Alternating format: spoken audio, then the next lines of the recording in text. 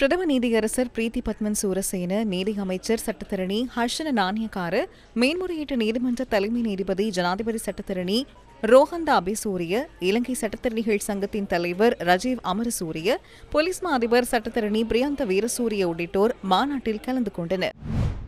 HNB finance, நிலையான வைப்புக்கு இப்பொழுது கவர்ச்சிகரமான வட்டி. நீதிமன்றங்களில் பதிவறைகள் எப்படி இருக்கின்றன என உங்களுக்கு தெரியும். குறிப்போ அல்லது தாளோ எடுக்க செல்லும் போது எவ்வளவு தாமதமாகின்றது. நீதிமன்றத்தில் உள்ள இந்த தாமதங்களுக்கு நாங்கள் பல தீர்வுகளை தேடுவதுடன் இந்த கோர்ட் முறைமை மிகவும் முக்கியமான தீர்வாக அமைகின்றது. நீதிபதிகள் இனிமேலும் 1.5 அடி உயரமான ஃபைல்களை புரட்டி இருக்க வேண்டியதில்லை.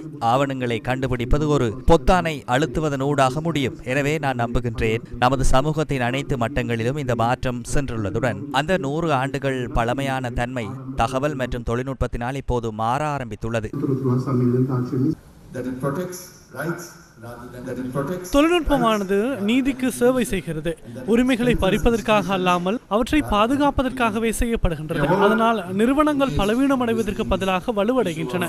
நாம் அனைவரும் இந்நாட்களில் இந்த சேவை நீடிப்பு விடயம் தொடர்பிலேயே கவனம் செலுத்துகின்றோம். அதன் பொருட்டு கடந்த சனிக்கிழமை நாம் அமைச்சரை சந்தித்து கலந்துரையாடினோம். அவர் எமக்கு உறுதிமொழி ஒன்றை வழங்கினார். எனவே நான் அமைச்சருக்கும் அந்த தொழிலில் சிரேஷ்டத்துவத்தை அடைந்துள்ள அனைவருக்கும் எனது நன்றியை தெரிவித்துக் கொள்கின்றேன். அவர்கள் எமது யோசனைகள் தொடர்பில் சீரிய நோக்கத்தோடு வெளிப்படைத்தன்மையோடும் கவனம் செலுத்துகின்றனர். அதன் பின்னர் எம்மோடு மீண்டும் பேச்சுவார்த்தை நடத்துவார்கள்.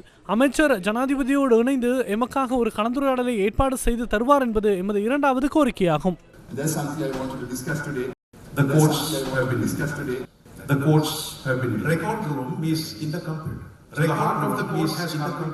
நீதிமன்றங்கள் டிஜிட்டல் மயமாக்கப்பட்டுள்ளன. அனைத்து கோப்புகளும் கணனிக்குள் வந்துவிட்டது. நீதிமன்றத்தின் இதயம் கணனிக்குள் வந்துவிட்டது. டிஜிட்டல் என்பவை மனிதர்களால் செய்யப்படும் செயற்பாடுகளில் இருந்து மாறுபட்டவை. இதனை ஆட்களை கொண்டு செய்யும் போது இவை அனைத்தும் கோப்புகளாக மாற்றி நீதிமன்றத்தின் ஒரு பகுதியில் குவித்து வைக்க முடியும். அவையே வழக்கு ஆவணங்களாகும். இந்த டிஜிட்டலாலும் உங்களாலும் அதையே செய்ய முடியும். இருப்பினும் உங்களிடம் தனித்தனி கோப்புகள் உள்ளன. மனுக்கள் தனித்தனியாக உள்ளன. சத்திய பிரமாணங்கள் தனியாக உள்ளன. மேற்கோள்கள் தனியாக உள்ளன. சட்ட ரீதியாக தனித்தனியாக கோப்பு செய்ய கொள்ள முடியும். வழக்கு விசாரணை முறை சார்ந்த தகவல்களை தனித்தனியாக கோப்பு செய்யலாம். எனவே அவற்றை மீண்டும் மீளாய்வு செய்வது மிகவும் எளிதானது. அது தொடர்பில் கருத்துக்களை பெற்றுக் கொள்ள முடியும். இதுவே நீதிமன்றத்தை டிஜிட்டல் முறைமையாக்குவது என்பதன் கருத்தாகும். டிஜிட்டல் நீதிமன்ற முறைமை வித்தியாசமான முறையில் இயங்குகின்றது. வேறுபட்ட ஒரு முறைமை பயனர்களுக்கு மிகவும் எளிதானதாக இருக்கும் வகையிலான ஒன்றாகும்.